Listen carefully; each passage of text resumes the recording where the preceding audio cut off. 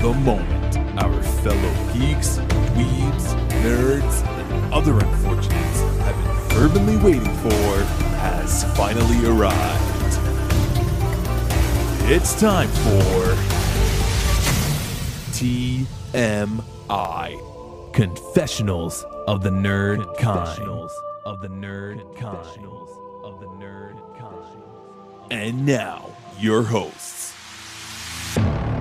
Jeff Nerf Herder Chandler, Jim Kaiju Baker, and Mike Mjolnir Evans.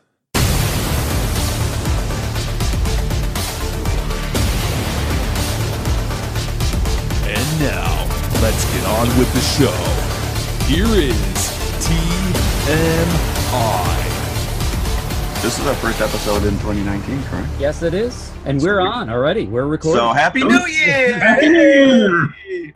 I don't have any horns. Okay, it's like Inspector Clouseau. And what was his servant that always tested him whenever he came home from Cato? Yeah. Cato! And he would always attack him. See, I'm just trying to keep you guys at your tail. I am the Cato of TMI. You are the Cato. You're like the chaos. This is our first official 2019 episode. We got lots of movies coming out. And the closest on our radar is Glass. Yo, I'm very And Jeff, I know you've been waiting to talk about Unbreakable on this show. I know. And you know what's great is when we went to go see Aquaman, they have the big movie posters all set up. And for the first time ever that I'm aware of, Alex Ross, who is a very famous comic book illustrator, he's done some phenomenal life art painted. Yeah, fully painted. Glass, the poster they had in the theater was done by him. So kudos that somebody didn't friggin' go down the road to Photoshop and just take some stock footage and stick it in there. Maybe we're getting a resurgence of original artwork for movie posters because it is a lost art since Drew Struzan walked away. I just don't need to see a giant head with 15 other little heads all around it. No. Right? It's like, come on, let's get creative. And that is the one thing in building out our Instagram page. I'm constantly looking for not the standard movie poster, but, go back in the days where the foreign market had a completely different marketing campaign. And I'm seeing kind of that take again. You'll see even the Aquaman stuff. That's one that you would think that they'd be straight up finding a comic book illustrator to do an adaptation comic style movie poster, but they didn't go down that road. But there's a multiple versions out there, so it's not just the one poster they reused 100 times. There is some variations going on, so that's good. I have a feeling that they're really trying to bring in the female audience with Aquaman, with having Jason Momoa right up front. Now, is that how you pronounce his name? Are we all on the same page with that? I just call That's how I do it. Is it? I just call him Hottie. He's a hottie. Momoa, I guess is. Jim lost it. Now, there's an extremely aquatic theme to our show today. Aquatic. Yeah. Aquatic. So we've got Aquaman first, and we're going back in time to the Walt Disney heyday of the 1950s with 20,000 Leagues Under the Sea. I can't wait to talk about that, to be honest with you. So we're pretty much beachside, gentlemen, today. Is anybody going to bring me a mimosa? Just close your eyes. Imagine yourself Jones Beach. Is that the closest beach to all three of us that we could converge at? I have the Beach Plaza down the road in Peekskill, but that doesn't really count. Mind the hypodermic needle there, Jeff? Down there? Or the ducks are washed in grease. All right, let's go. So let's go. Do we have any news? We do. I have one little. It's like I said before. It's a really slow news cycle here at the end of the year, beginning of the year. But there's one controversy that seems to have sparked online. I guess we can't have a new year without a Sesame Street controversy. I don't know if any of you gentlemen have actually heard about this, but apparently, our fuzzy monster, the little blue monster Grover. Oh, I did hear about this. Yeah, go ahead. Dropped the F-bomb on the show. When? I don't know.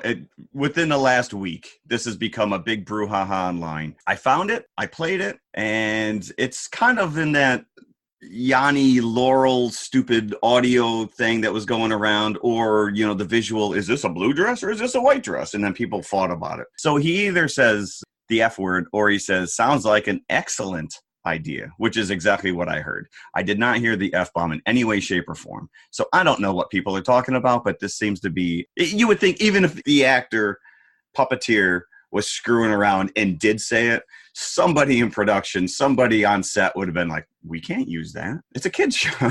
He's not going to say the F word. Move it to follow you. Move the camera. Yes. Yes, that sounds like an excellent idea. But I will say this, listen, if you got to hand up your backside every day you go out to perform, eventually you're going to drop a vulgarity. Even if he did say it, I'm going to give him a pass on this one.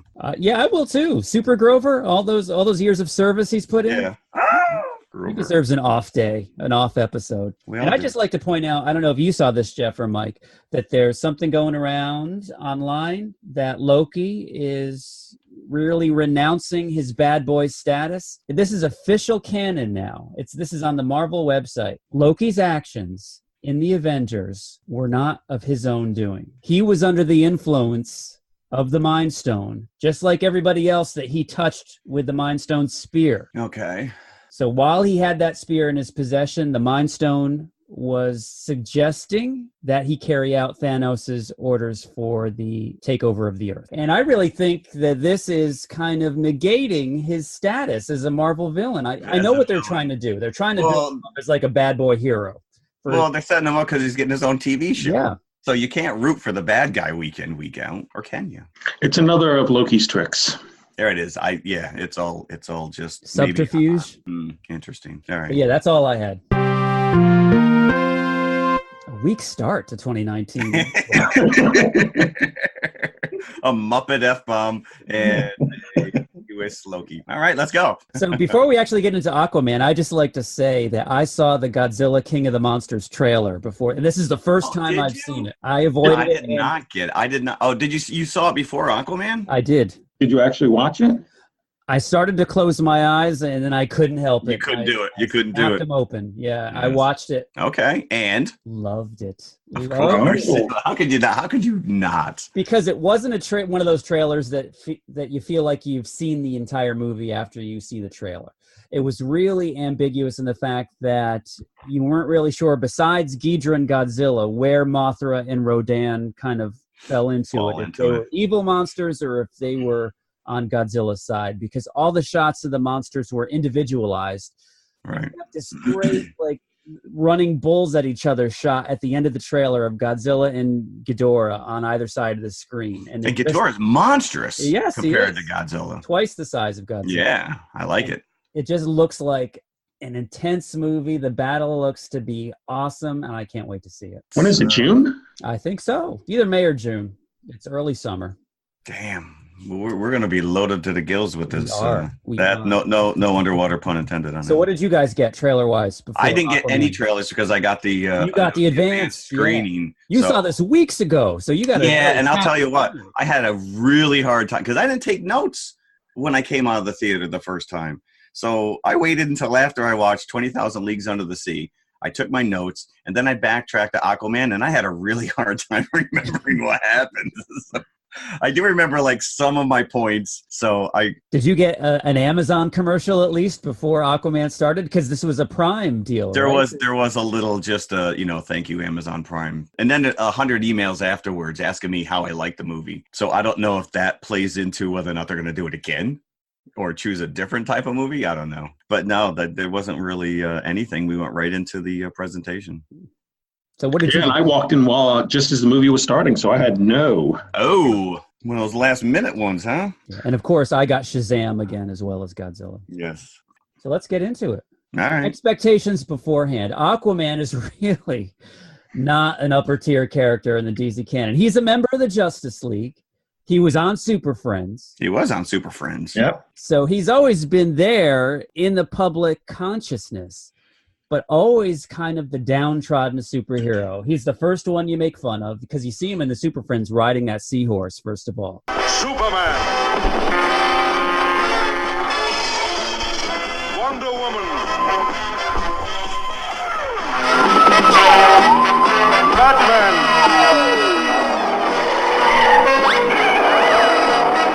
Aquaman.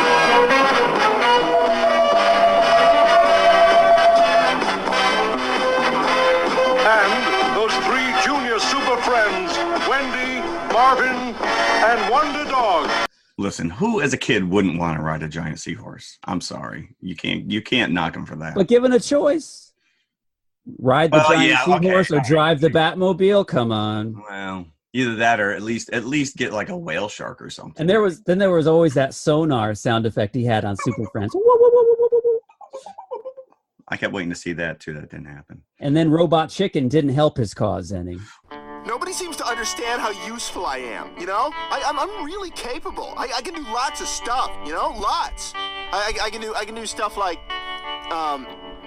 I can, you know,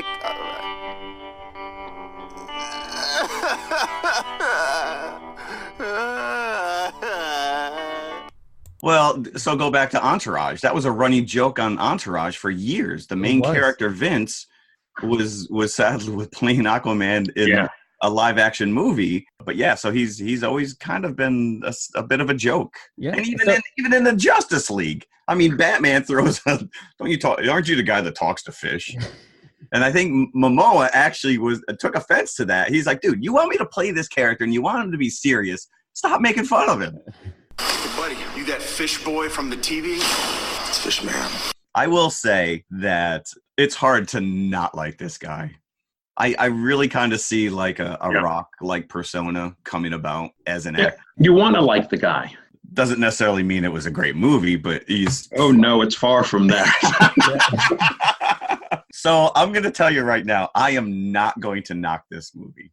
I walked out of the theater with 6 other people, and we all looked at each other, and we had the same thought and the same, like, my son turned to me at one point, he goes, Dad, this is so bad.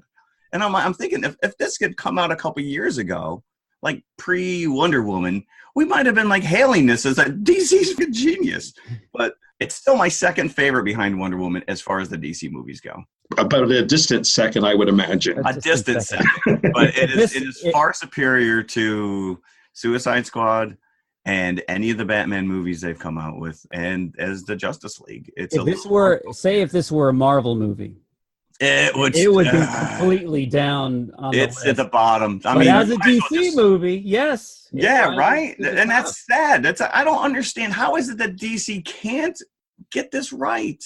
How is it? I don't understand. Well, I think part of it is because it's underwater, and what can you do with that? Right? Like the source material isn't great. No, you're right. You know, and at this point, Marvel's now saying, well, screw Submariner. There's no way in hell we could make a movie about Submariner now without comparing it to this.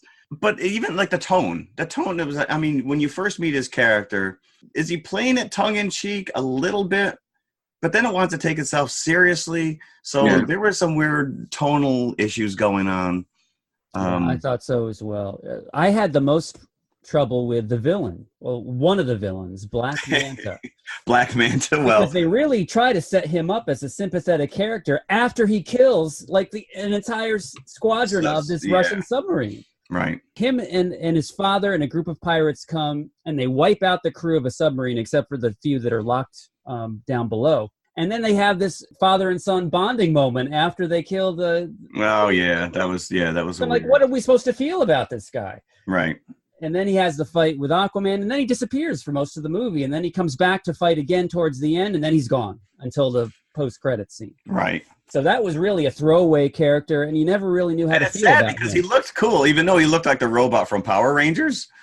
Yes. Right, that big giant head. Like it even went out of his way when his first helmet was destroyed, and he's rebuilding a second one. He holds it up, and he's like, I got to make this bigger. It's like you had to make a reason to make the helmet look like the way it does in the comic book, which is like this giant, oversized wok. But he looked like a cockroach. They should have called him Black Cockroach. Cockroaches survived. He could have, like you said, that this character kind of comes in and then disappears and then comes back. And that's the problem with the pacing. It's exposition, explosion, run, and then exposition, explosion, run. Like anytime you get to a point and it's like, all right, we said all we need to say about, like, then something blows up. And then you're just on the run again. It's like almost like a protective shield around Jason Momoa. Not to allow him to act too much until the next explosion, Yes, exactly. I brought this up last week, which is I had a lady in the audience directly behind me who is so invested in this. The opening, there's a couple throwaway jokes that Aquaman makes as he's making his way through the sub. And she laughed like this was the funniest thing she had ever heard in her life. And then every time there was an explosion, you just heard this, like this, like she was shocked. She was like, oh, my, she was as if like, don't hurt the handsome man. Don't hurt the handsome man. It became a joke by the end. My daughter and I were turning to each other, and just even at the quietest moments, we just go. So that says something when you're trying to amuse yourself in the movie. Yeah, and that's basically what. Yeah, I mean the dialogue is groan-worthy at points. So let's talk about Mr. Momoa for a second. Just going back to Justice League, his appearance there, he didn't really get the chance to do much other than stand around and wait to read his lines, right? Because that's pretty much what Justice League was everybody standing around and waiting for the other one to finish before they could talk. Really, I kind of feel that's what this podcast was when we had 5 people. Yeah, it was.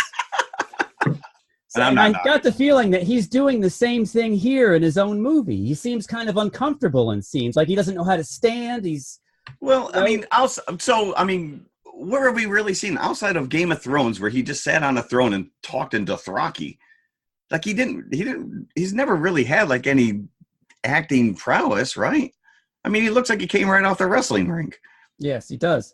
Right? I mean, enough here, that's just it. I think his personality, and if you see him in any of these, these premieres where he's talking with the people, and even at Comic-Cons where he's interacting with, he's got that charisma, he's got that likability, and I think that as time goes on, we go back when we watch that Rock movie. He's not the same guy that he is now because he's got 20 movies under his belt, right?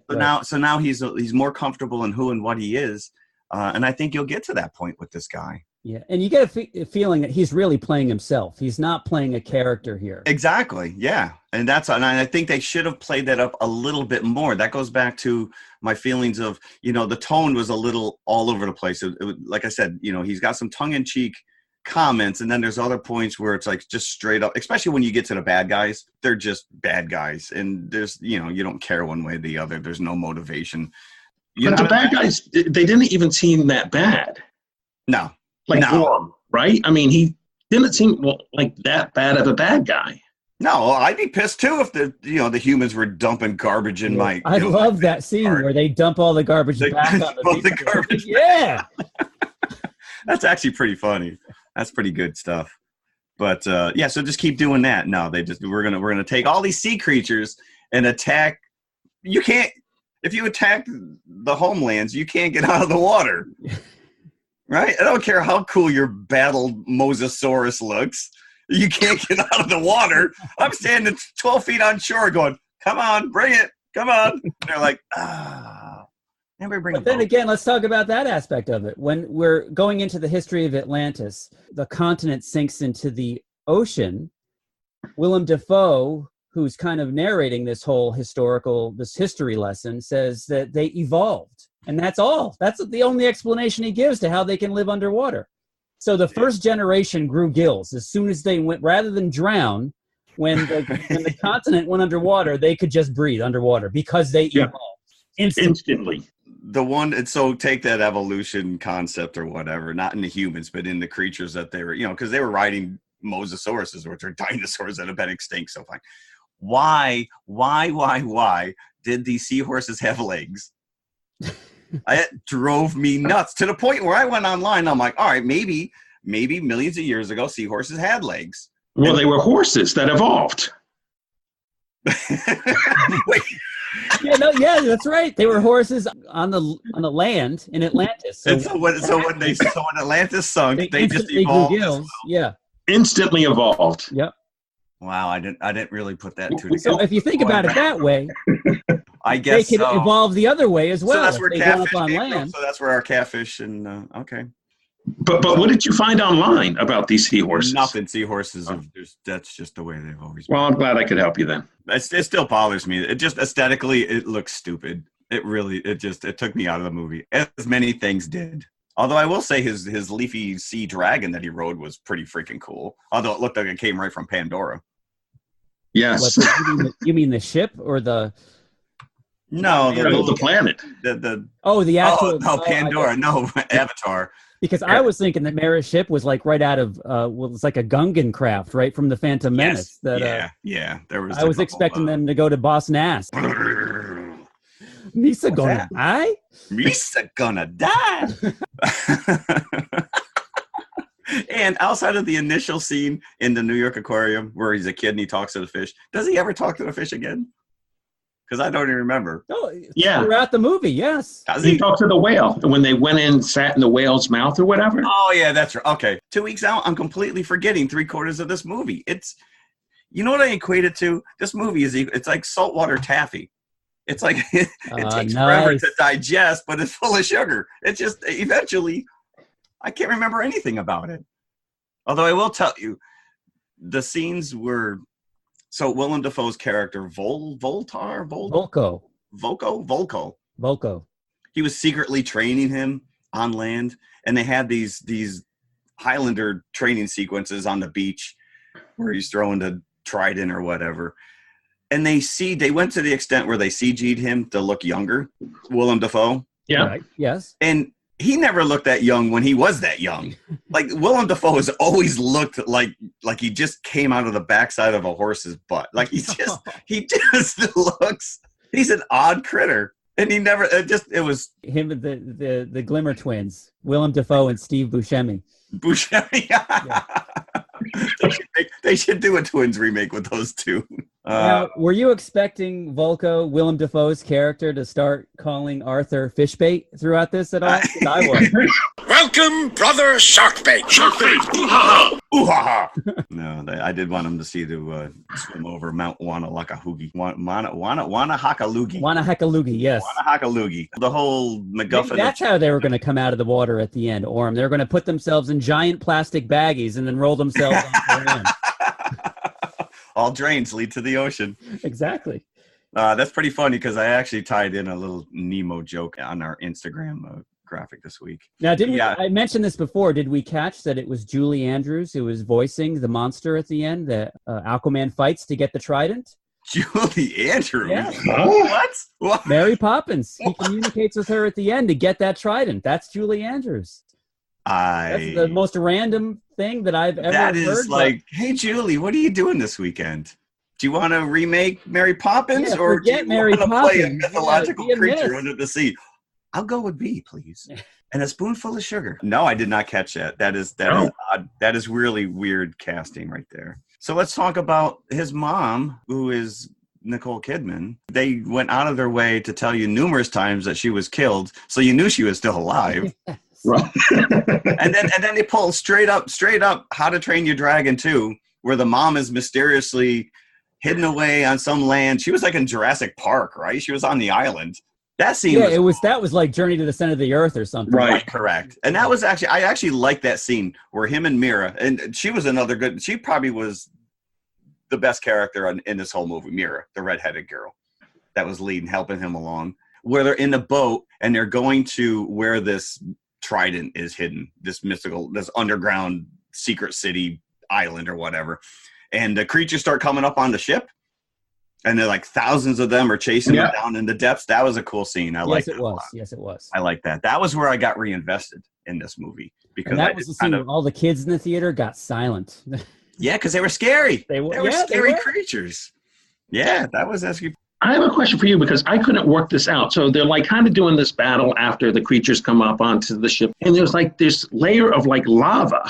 Yeah, I don't know what. And there's the water over the lava, and I'm like, what is this all about? Right. It was a cool visual, but it made no sense whatsoever. And then once they like broached underneath the lava, that was like the entranceway into this.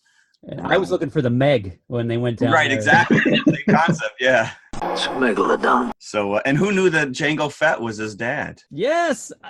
I was trying to think who that guy was, and now that you say that, yes, it all comes together. Yeah, Jango Fett, man. So Aquaman and Boba Fett are brothers. I like it. Let's see that movie. The thing that got me, and I knew that I wasn't going to like this movie, and I was looking forward to seeing it, was the first scenes with Nicole Kidman, who always looks like Nicole Kidman, no matter what part she plays. Yeah, I know. So every time she comes on the screen, I'm like, oh, look, it's Nicole Kidman.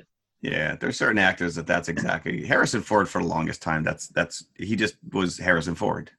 Even in the last Indiana Jones. It's not Indiana Jones. That's Harrison Ford sitting there in a white t-shirt. So yeah, and I think they kind of de-aged her a little bit too early on, but I think it was a cleaner. And she got to kick ass. She looked really cool when he found her in the hidden island thing there. I just got done telling you I wasn't going to pile in this movie, and then I'm piling on it. Surprise casting. What about Dolph Lundgren? We didn't even talk about Dolph Lundgren. He was very good, I thought. 2 movies. Dolph Lundgren, you haven't heard from since. He's having a renaissance. I know. Yeah, I didn't even realize that was him initially, and then once you realize that's him, then you can't unthink that it's like, I'm going to break you underwater.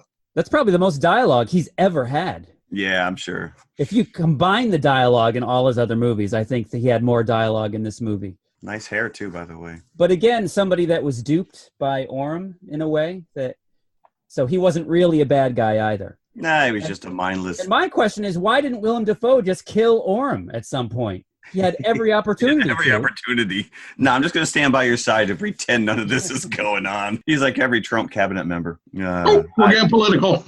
So I was convinced that Willem Dafoe was going to show his true colors by the end of this movie, because he can't be in a movie and not be the bad guy. Right? Not be the bad guy. No, Finding Nemo excluded, but no, he was the good guy throughout. So that was a surprise to me that he didn't make a turn at the end of the movie. You know where this peaked for me? It was in the bar scene where they were going for breakfast beers with his father, and then they ended up taking the selfies, and he didn't want to do it. And then he kind of gets into it, and I'm like, okay, well, this is a moment that actually seems real.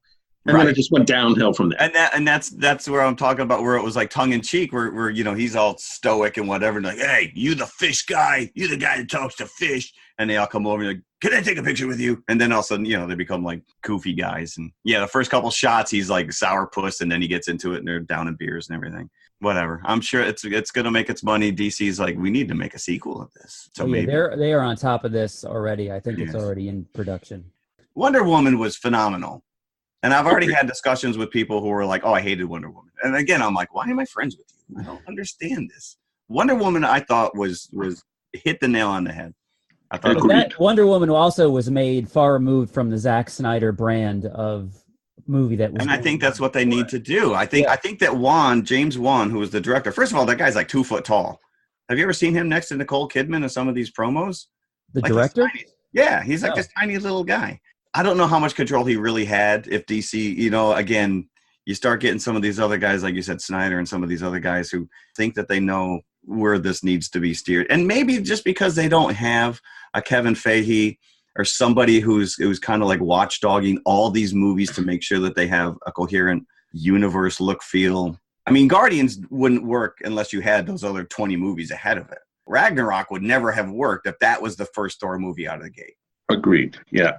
You need to establish these characters. You need to have a coherent universe. And then once you understand them and you know their motivations, then you can start having fun with them. I think it was halfway there. I don't know. But was it me or the music to this was so overly dramatic, it was laughable. Like the scene where he comes down in the submarine at the beginning, like every time he turned around, it was that smoldering hot shot with his shirt off, and all the women behind me were swooning.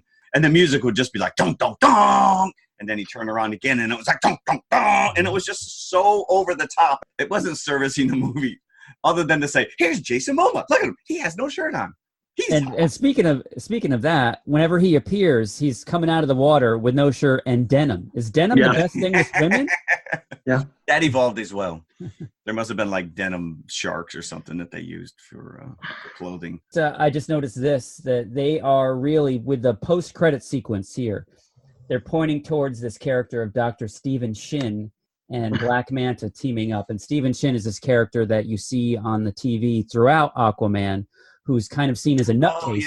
You in Atlantis. have to remind me what the end credit was. That's right. He finds Manta with the helmet. And he's trying to repair Manta because he no longer has Orm's backing anymore.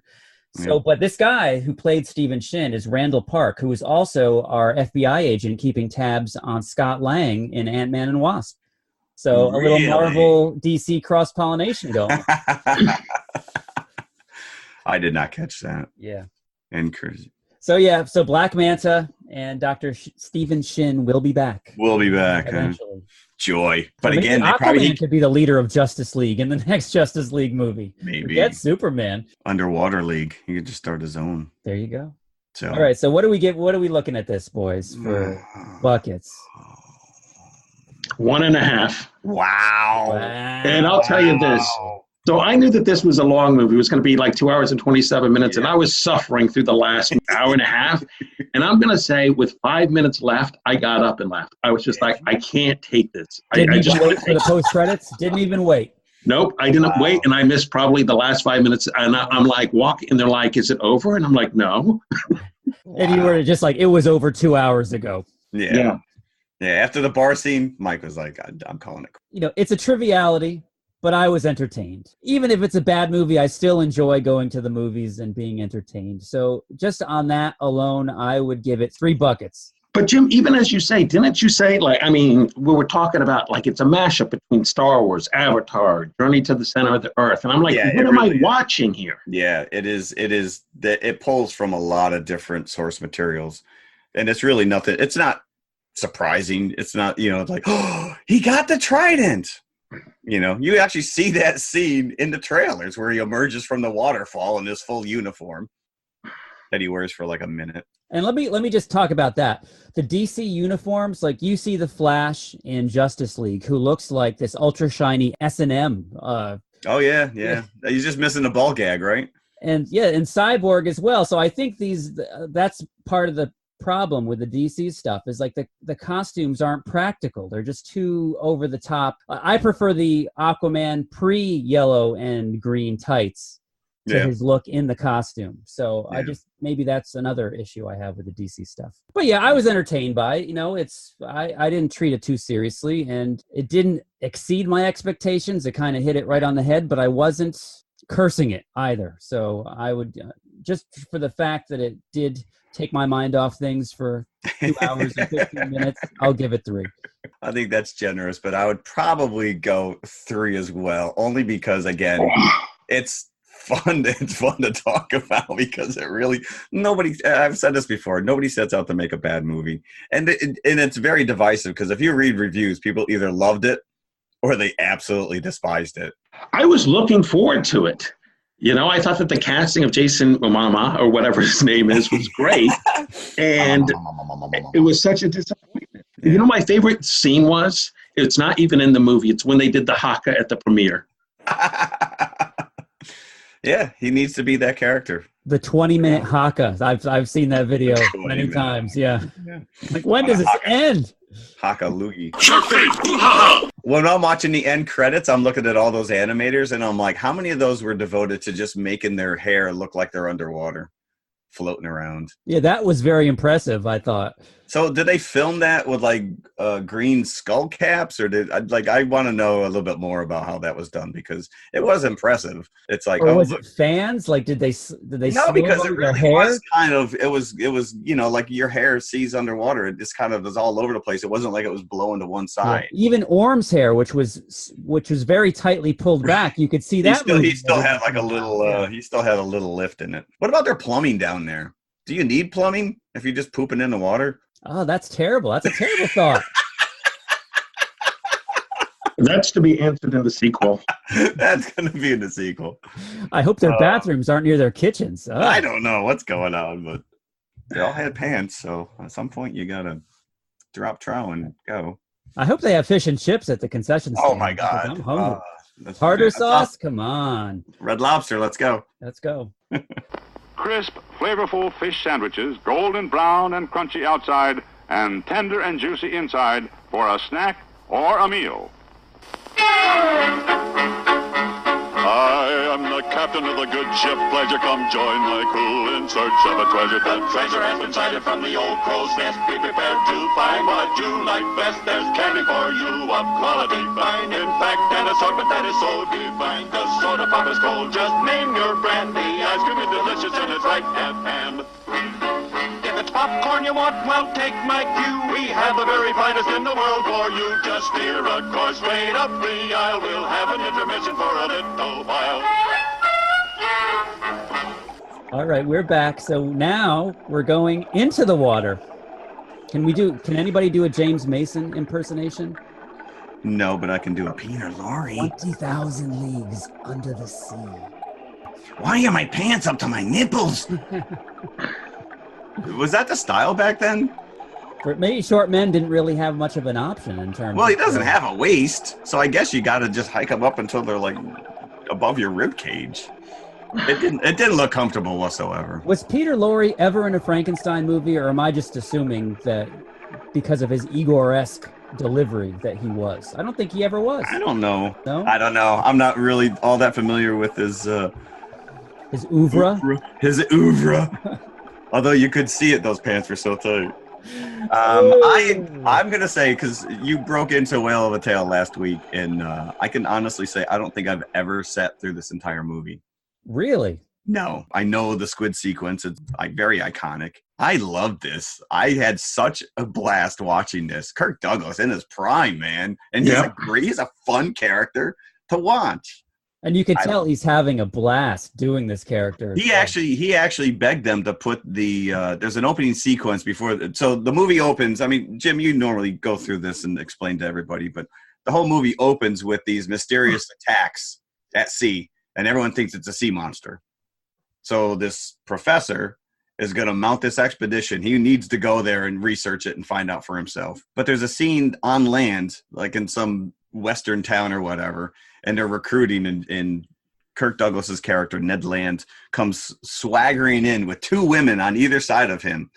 And he was at his heyday, and he was a womanizer, and he was one of the biggest stars in the world at that point. Yeah, they paid him a ton of money for this movie too, and he begged them to put this scene in there to show his virility, I guess. That he had these women at his beck and call, and I thought it was pretty funny because it really establishes who and what he is right off the bat. Right, because if you think about it, there are no other female characters in the movie, and once they get on the ship, then that's done. Esmeralda. The seal. Ezzy, yes. Ezzy the seal. You give her a couple fish and she'll do anything for you. So that is the setup, is that we have a sea monster that's sinking ships. There's an expedition that goes out, as Jess said, with Professor Aronnax and his ward. And how did we pronounce it? Did we ever get a name for Peter Lorre's character? No, I saw it on IMDb. It's like... Conceal? He was just a sidekick. A sidekick, Professor. I demand a fair trial. You've had your trial. The sea brought you. The sea shall have you back. Yes. So they go on the ship, the latest ship that's going out just to actually look for this monster. And we have Ned Land, played by Kirk Douglas, who is a master whale harpooner. Harpoonist. So he's on there to try to bag this monster. They're out at sea, and they do come across it, and it turns out that it's not a monster at all, but it's a submarine that's built to look like a monster, called the Nautilus, which is piloted by Captain Nemo. So the Nautilus sinks the ship that the professor, his assistant, and Ned Land are on. They are the only survivors, apparently, and they find the Nautilus that is just kind of floating on the surface of the water. They come aboard to investigate. Then Captain Nemo and his crew come back, kind of take them prisoner, and then the movie gets going from that point. And then they're like, come on, eat dinner with us, hang out. So this was a major hit in the mid-'50s. This was the first, I think, full-length Disney live-action movie. It was definitely the first full-length released by Buena Vista. And it was released in Technicolor and CinemaScope. CinemaScope, which I guess not every theater was even equipped with that. That's like when we went over to digital. Like not every theater, so they had to release some flat prints. But I guess CinemaScope was like the newest hype. Is that a curved screen? Is that? Well, I think it's a wide screen. I think movies before that were kind of almost like a pan and scan that you would get now on your formatted to fit your squarish type screen. Yep. I don't think we had a lot of wide screen movies, because that's why when you get a classic Disney movie that was produced in the 40s, it's all 30s, like Snow White or Bambi, it's kind of cut off on the sides. Right. Yeah. So this was a huge hit. It was kind of the Star Wars of its day. I could easily see that. I mean, it's based on Jules Verne's book. So, I mean, the book had been out for quite a while, so people knew the story. And at that point, Disney was, they were well on their way, making all kinds of fun stuff. James Mason is Captain Nemo, and Kirk Douglas is Ned Land, just chewing the scenery up. There's hardly anything left after they get done, especially when they're on screen Peter together. Lorre's like, what's left for me?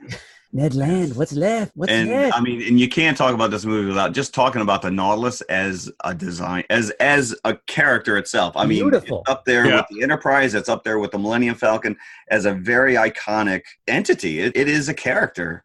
And it is so ingrained. You cannot think of this movie or this story now without thinking of that design of the Nautilus. Right. So much so that I was under the mistaken impression that the design existed before this Disney movie, and that is not the case. If you look at the illustrations of the original 20,000 Leagues novel, it's more like a cigar-shaped submarine, which is very much closer to reality. Right. Well, so go to that point, which is Jules Verne basically created the idea of a submarine. Submarines didn't even exist when he wrote this book. Am I correct or incorrect? You are correct. I think in very limited capacity they did exist. But I mean, where he was talking, I mean, he was, nuclear power didn't even exist for another couple of years, and which was the first nuclear submarine was named the Nautilus. Yeah. This movie was such a hit that they named the first official nuclear submarine after this character. But the Disney design team has just made this timeless. It probably ushered in what we now refer to as steampunk. I mean, it's futuristic Victorian because it takes place during the Victorian era. And so you have a lot of those aesthetics. You look at the interior, I mean, and it's beautifully designed, the set design. And they really, if you watch any of these behind the scenes stuff on DVDs, they made sure that when they were walking around inside this ship, that everything inside had a purpose. And that, where the ballast were, where the head was, where the captain's quarters were, like that everything theoretically could exist in a ship that size underwater. And the look of the monster, just the monster I'm calling it, the look of the Nautilus, it really does look like a monster, especially in those great scenes when it's just gearing up to... Oh, and the sound effect too, where it's just like, breaking the surface. And you got those neon glowing green eyes. It's very powerful stuff. And imagine, I mean, back then, they believed that there were sea monsters. So if you saw this thing coming at you, you would have pooped your poop deck. You would have lost your friggin'... And even when it's at, calm at sea and it's just like the top half of the Nautilus's surface, it still looks like some kind of a shark, or because you've got the two portholes, or the two, for lack of a better word, eyes. Your porthole is showing. And that beautiful arch in between the two eyes and the brow of the Nautilus. It's just very iconic. If just for anything else, just to look at the design of these creations when you're watching this movie, it's fabulous. And then there's that whole scene after the funeral underwater, and Captain Nemo now... I mean, he's keeping them prisoner, but he's kind of giving them a tour of the ship. You as an audience or right behind them, he's showing off this stuff. And then he's telling them that they literally are living off the abundance of what exists under the ocean. And he's this whole sequence where they're harvesting seaweed, they're capturing lobsters, and first of all, the World Wildlife Federation would have a nightmare with this thing. No wonder sea turtles are extinct. Friggin' Captain Nemo's crew ate them all. There's a scene where they're literally like arm in arm dragging sea turtles back for soup. And then they had that great scene where they're eating dinner, and he's like, "Oh, it's a great steak." No, it's not a steak. That's a fillet of sea snake. It's a little Indiana Jones-ish, and you don't see the food, but it's great because everything that they eat came from the ocean, and Ned is just like, "This is disgusting. I can't eat any of this." Pass the cream, Mayor. The cream is, of course, milk from the giant sperm whale. Eat your pudding, Mr. Land. I ain't sure it's pudding. My favorite is when Nemo offers Ned some cream and he says that it's milk from the sperm whale. And he literally spits it out. I'm like, how exactly did you milk it? Yeah, how did you milk it? I don't know. Don't mind the chunks. There's another scene, too, I thought was very Indiana Jones-ish, which is when they go up onto the island and they're being chased back into the water by the cannibals. Yeah, they're all running down the beach, and they're just a horde behind him. And I'm like, you just see Ned Land running by himself. Correct. And where's Waldo shirt? So you can definitely see where this movie has definitely influenced a lot of other stuff. I mean, 54, so it's been out there for quite some time. But this is really the first time that I saw a lot of parallels between this and the Black Hole. Explain. So Disney came out with the Black Hole as like their answer to Star Wars. Came out in 79. So Nemo and the ship on the Black Hole was called the Cygnus. It had disappeared. Nobody knew whatever happened to it. And then you find this captain, Hans Max Rykar, I think his name, Maximilian Schell plays him. And it's kind of the same setup where these guys are taken captured, but then they're allowed to tour the ship, and he's telling them all these crazy stories about they're living off what they find out in the universe, but he's obsessed with this black hole. To me, there was a lot of parallels in just the storytelling of Nemo and this character in the black hole, the captain. Okay. Right down to his give you that. Sweater. So, and then he ends up dying at the ship. Disney, 40 years later, I'm calling Disney out on plundering themselves. Yeah. You know me, I always love to see strains of alien in anything that we watch. Right.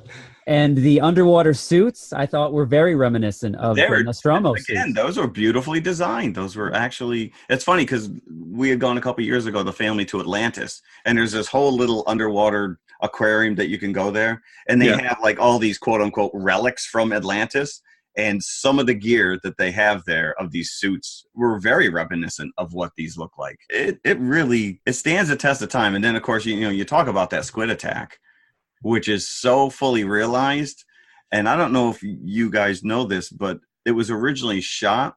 They actually refer to it as the sunset squid scene. Yeah, on the disc that I have, they actually have that old scene. Disney like actually hacked it. He's like, no, I'm rejecting this whole thing.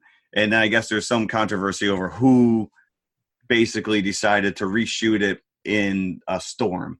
But it just heightens the tension of everything. Plus, it also hides the wires of the creature, And how many other monster movies do we have, from Jurassic Park down that shoots, even the 2014 Godzilla, all the scenes of Godzilla pretty much, and the T-Rex are at night in the rain. So kind of to hide the inconsistencies. So, but that was, I think, the first time that any such thing was attempted. So it really was groundbreaking. And this was a full-scale animatronic, for lack of a better term. I'm sure that, guy inside with the little beak coming out. I mean, it was shot pretty intense.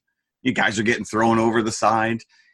Yeah, let me tell you, I wouldn't want to be in the water with that thing if I was an actor on this. No, and I think back then we probably couldn't even prove that such a colossal squid existed. Yeah, and now we know that they stories, and I mean, kudos to them. There really were monsters in there. And that really is the centerpiece of this movie is the giant squid attack. All the marketing was based around that, and it really is worthy of it. But even more so you find out that Nemo's main plot, he goes to this underground volcanic lair that I think Dr. Evil took over after he left. But these warships that he's taken out they're mining gunpowder, and they're employing slaves. And so he's taking out these ships in retaliation, and he wants to free the slaves. That's pretty heavy stuff for a friggin', I mean, I get it that it was in the books or whatever, but they didn't Disney-fy it in any way, shape, or form. Well, it slightly deviates from the book in the fact, Nemo himself was a prisoner. Right, and so now he's back, he's looking for... Right, so he escapes with other prisoners who becomes the crew. All these prisoners become the crew of the Nautilus. So the henchmen in here have a reason for being. They're his fellow prisoners. I call those guys the Gay Mustache Brigade. They had some handlebar mustache. Yes, they did. So here's the deviation from the book to the movie, is that in the book, the Nautilus was really electricity driven, which was itself, a wonder. But in the movie, I think to reflect the times, it's heavily hinted, especially by that mushroom cloud at the end. Right, that is nuclear. Right? That it is a nuclear-powered submarine. Right. And that's the reason that Nemo says that he was imprisoned, because he would not give up his secrets to the government. And they tortured and killed his wife and son in order to get them. They threw him in prison, and then he escaped and used his knowledge of this technology to build the Nautilus and to build his Volcania. And that's where he's going back to. And during the movie, at one point, Ned Land throws out messages in a bottle saying that they're on their way to Volcania, please help us, not knowing if anybody would ever find them. And that's when the warships at the end, that's why they show up at the island. But how would they know where Volcania was? But doesn't Ned Land look at the charts where they're going? Oh, maybe. Yeah. I don't know if I caught that, but hey, look, there's a note in the bottle. Let's follow it. I did find it interesting that Nemo gets shot, and he's got the state-of-the-art submarine that he builds, but there's no med lab, so he dies. Yeah.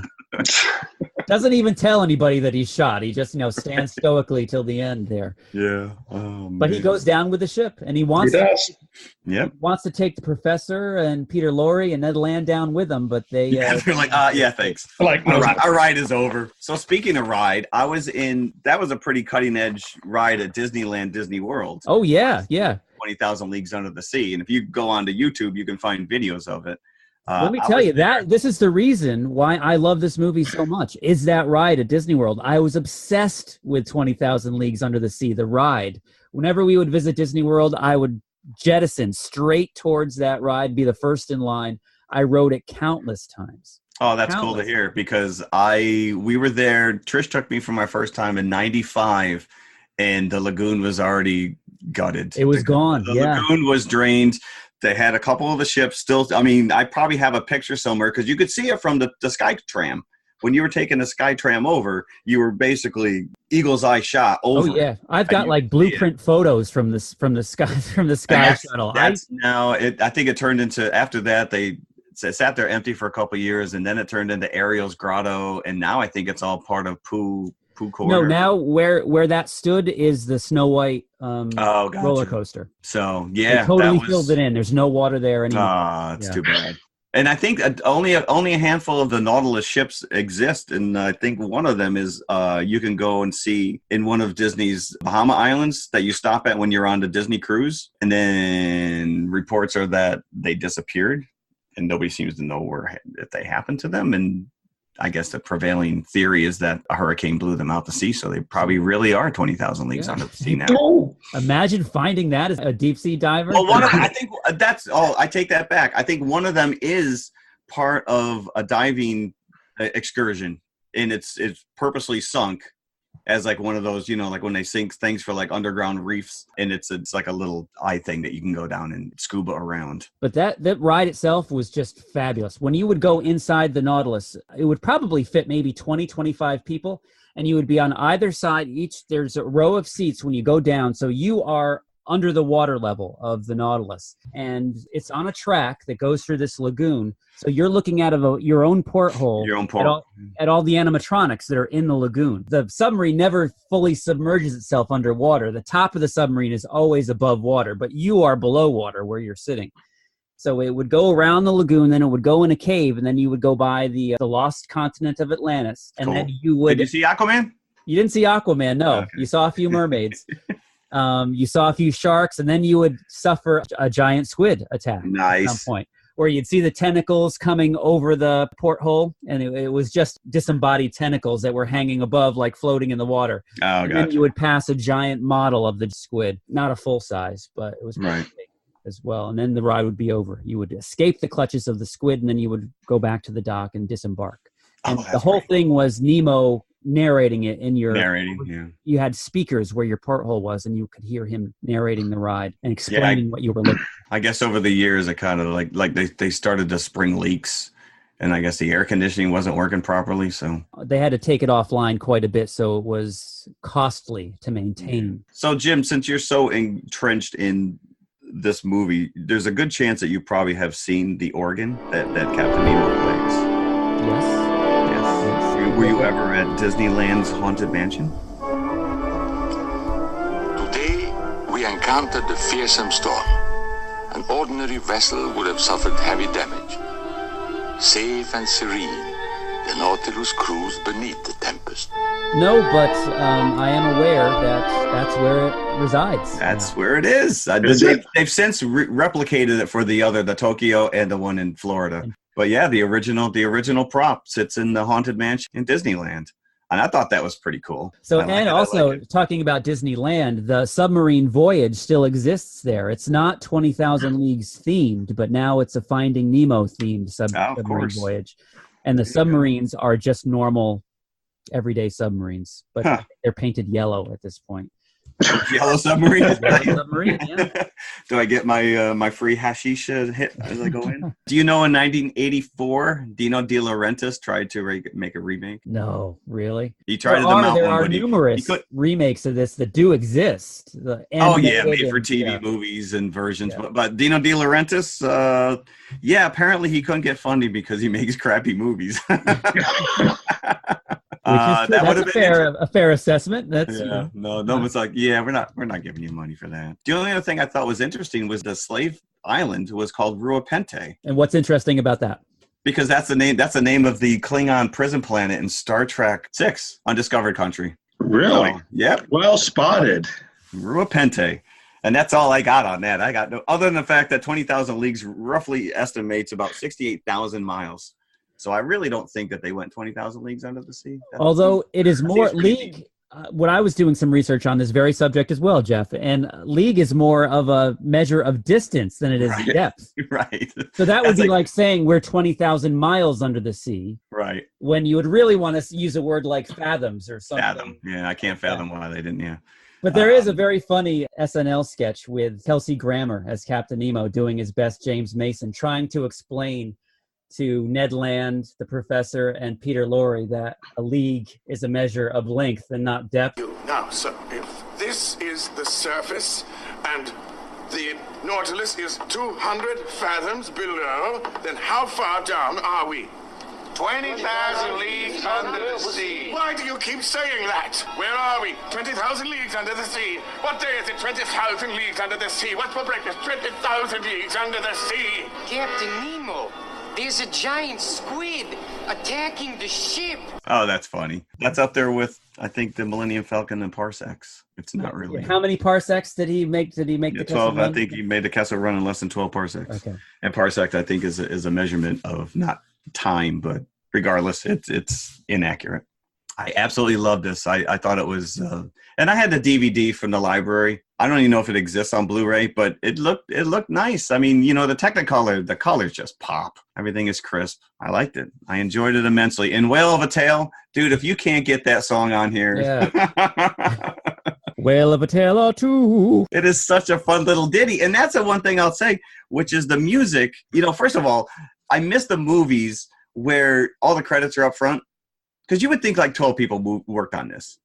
The credits are like 30 seconds long at most. Where was I going with this? Oh, the soundtrack. The music. So that Whale of a Tale that Ned sings carries through, and a couple times they use it. It's almost like his theme in this movie. Where sometimes, like especially when he comes up on board during the squid attack and he grabs the harpoon, he goes in there. They pick that back up and they carry it through. So everything that John Williams has ever done with Star Wars, where these characters get their own theme kind of a thing, originated in movies like this that you don't even pay attention to or realize. And the score itself is very, I think, King Kong-esque, very epic sounding. Oh, it's very epic. Yeah. Yeah. And interestingly enough, they never released the score on album ever until 2011 and was finally put out on CD. Really? The albums that did make it out were one of those classic Disney stories / that are narrated. Yeah. Book and record kind of things. Yeah. And I think Whale of a Tale came out as a single. I don't know how well it did. But, I was gonna say it's like a 2-minute ditty. But yeah, the orchestral music never came out until 2011, which is interesting. I enjoyed this immensely. Yeah, so do I. It's me watching it is like a trip down memory lane. It makes me think of how upset I am that the ride's not there anymore. Yeah. Sorry to bring that up. Whenever we go to Disney World, I always take a moment to lament standing in front of the Snow White roller coaster. Like this is where Snow White. Yeah, that was a precious e-ticket, Jim. If you were down there at the time when you actually had the tickets, when you had tickets, they used to give you a ticket book back in the day. Yeah, the e-ticket ride. It was nice. So so what do we want to give it? I'm definitely going to go at least 4, maybe 4.25. I would give it a solid 4 myself. I'm sticking with 4. Yeah, it's Mike had to jump. Technical difficulties. He's no longer with us here. So. He's diving. Do we want to assume what he would give it? Do we want to step in Mike's shoes? He didn't really have much to say, did he? I'd say he would give it 3.5. Yeah, that's where I was going to go. We'll give him the benefit of the doubt. Apparently, he liked it much better than Aquaman. Yeah, I think you're right. I said that before, though. I almost feel bad giving Aquaman. Like, I don't want to just pile on, so I got to try to look at some of the good stuff. But I think Captain Nemo and Orm have a lot of similarities, if you think about it. Yeah.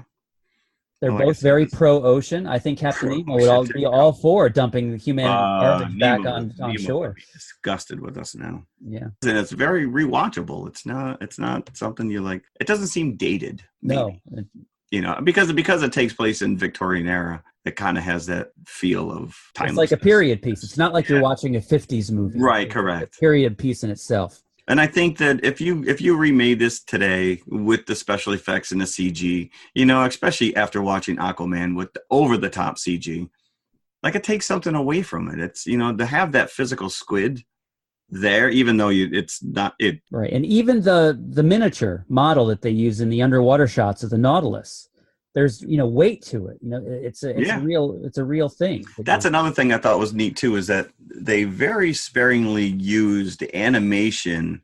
Like sometimes it's the sea creatures, or like a school of fish would go by, or even like some bubbles. I did read that they used some bubble animation in points underwater to hide the wires and stuff like that. So that's kind of cool where they use it sparingly. It's not, you know, you're not seeing Mr. Limpet swimming around down there. But, right. But there is an obviously fake shark attack at some point in this movie. When I guess during that scene, a real shark did come, and they used some of the footage. A real shark did kind of come into frame. Because it did look like there was a real shark swimming outside the boat when they were finding the treasure chest. Right. Yeah. And then, he was like, you could tell he was like on a wire. Like someone was like skating him around. He's going to scoot over your head now. But still, it definitely holds together. It's pretty well done. I was very happy to revisit it myself. Yep. So I appreciate that you pulled it out. I thought it was a nice tie-in. I thought it was a good pairing. So again, this is the first show of 2019. So we wanted to reflect with our confessional this week, to look back on our choices, our bucket choices, and see if we would want to revise any of those reviews. Now's the chance for a mea culpa. And again, I'm so sorry that Mike just had to drop off, but so I know. I guess we'll have to wait until the following week to find out. We'll have to wait. Do you want to go first? Or you want me to go? I'll go first. So this was actually before we assigned buckets. I didn't give this movie enough credit up front. I kind of dismissed it as being a fluffy Easter egg hunt extravaganza, but it's now in heavy rotation on HBO, and I've watched it a couple times, and I've rethought about it, and I appreciate it. Ready Player One. Again, you're so overwhelmed with all of these little hidden things going on in the background that I think I kind of lost sight of what was going on with the characters. And the one thing I noticed, I mean, it really has heavier context and a lot more social commentary on our growing dependence to technology than I initially gave it credit for. That, plus I watched the Spielberg documentary, and I got a newfound appreciation for the man. So I kind of felt bad that, I just dismissed this as summer fluff. So I would definitely give it a better review than I did initially. Like I said, we didn't do buckets back then, but it would have been didn't? Higher. Really? No, we didn't. We did not. And it wasn't all that long ago. So our bucket list is pretty new. So how many buckets would you give it? I definitely would have gone at least 4, probably the same as what I just gave 20,000 Leagues Under the Sea. 4 or 4 1/4. I would really have to rewatch it before I gave another assessment. Well, that's what I'm saying, which is, you kind of walk away from this stuff, and then it happened to be on, and I'm rewatching it, and then I'm like, maybe I didn't give this the proper due. So interesting. Your reassessment moves up a few numbers. Yeah, and yours goes down. Mine goes down. Okay, all right. I think because you two were a little bit more gung-ho about this movie than I was, peer pressure kind of made me higher than I would. Sometimes falls into it. It does happen. You want to fit in. You want the guys to, think you're cool. I think you and I are a little more peer pressured. Mike is like, Mike got up and left the movie. Yeah. He's like a honey badger. So, all right. So now I'm curious. What movie? I'm dragging back out The Predator. Okay. I gave this 2 3/4 buckets. I don't think it even deserves that. I'd go back. I'd pare it back to maybe 1.5 buckets. Wow. Now, did you rewatch it? I did not rewatch it, but I was just looking at the list of, anything that would spark my memory saying, I really didn't like it that much. And The Predator was the one that stuck out. I listened to the episode again I didn't really want to watch the whole movie again. Right. Just to remind myself of some of the points that we all had. And then just its stupidity and its implausibility, and the fact that it didn't even hold a candle to the first Predator. No. Really lessened my opinion of it. So if any I was going to revise, it would be The Predator. I really didn't like that. So anybody who went out and watched this movie on Jim's recommendation, I don't think 2 3/4 was I don't think 2 3/4 was a recommendation. No. But sometimes people, sometimes maybe people are like, oh, I can't believe you gave that movie such a bad. I like that movie. I'm going to go watch it again. If you think that, watch other movies. I don't think if you ever think that wasn't that bad, watch some other better movies. Then you might agree with us. Yeah. There's a lot of better ones out there. Yeah. So speaking of better movies than The Predator, I really have high hopes for Glass that's coming out. Oh man. Yeah, I know. I might have to temper my expectations. Although somebody told me the other day that the reviews are already out and they're glowing. And I'm like, who's seen this? I know. And that again scares me because sometimes you get, Well, that does show the mark of a studio that's really confident about the movie that they're about to release. Or they're fake reviews. Or they're fake reviews. Because just think about it. If they're already making it available for previews, then they must really think that they have something on their hands here. Well, this is the new thing with the studios the last couple of years. So go back like when Phantom Menace came out and it was released here in the States, but it wasn't released for months overseas. And so there was a lot of bootlegging going on. So the overseas market's getting a lot of these movies before we are now. So yeah, I mean, in this day, Aquaman, yeah, Aquaman sat there for 2 weeks in China and breaking all box office records apparently in China. Well, I mean, I will say, really, this time of year, you really don't have that much competition. So to drop a movie like that now is kind of smart. If it dropped during the summer months up against Avengers or Captain Marvel or any of this other stuff that's coming down the pike, Toy Story 4, any of this stuff, it could have got lost. Yeah, now it's most likely going to dominate January in the box office. Yeah, because really what's coming out? I mean, like you said, Glass, but it is a slightly different. Yeah, Glass, I think, speaks to a niche audience, really, because. Yeah, and I'm fingers crossed that this kind of rejuvenates Shyamalan's, because I really did like his stuff that he was coming out with. And I feel like he got pigeonholed into that twist ending just for the sake of a twist ending. And after a while, it's like, that can't carry a movie. No. And I feel that he himself got caught up in that where he. Exactly. Yeah.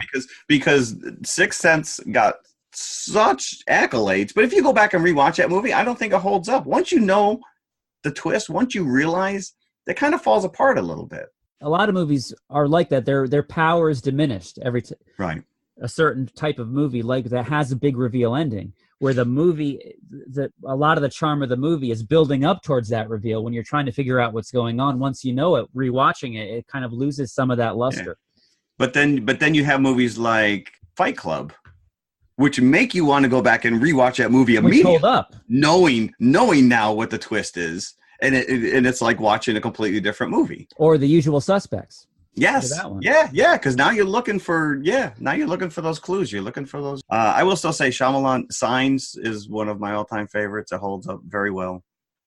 Not necessarily a twist ending per se. Yeah, Signs is one of his better, I think. Yeah. So I really hope that this kind of brings him back into spotlight and allows him to make new movies, because I think he did have a very unique voice. And I think he still has something to say.